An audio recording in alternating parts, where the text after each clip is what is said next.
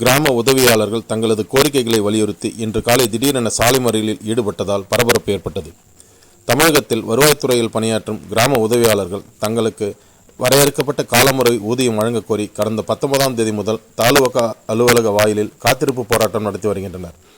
Uthukottai VAO அலுவலக வாயிலில் இன்று காலை தங்களது கோரிக்கைகளை வலியுறுத்தி ஆர்ப்பாட்டம் நடத்தினர். அப்போது மாவட்ட தலைவர் அருள் தலைமையில் திடீரென சாலை மறியலில் ஈடுபட்டனர்.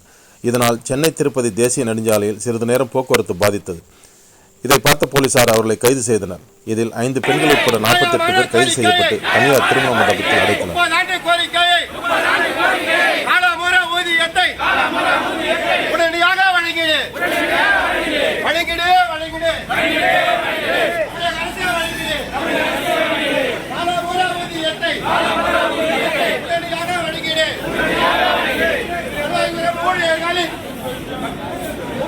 கோரிக்கையை நியாயமான கோரிக்கையை உடனடியாக வழங்கிடு.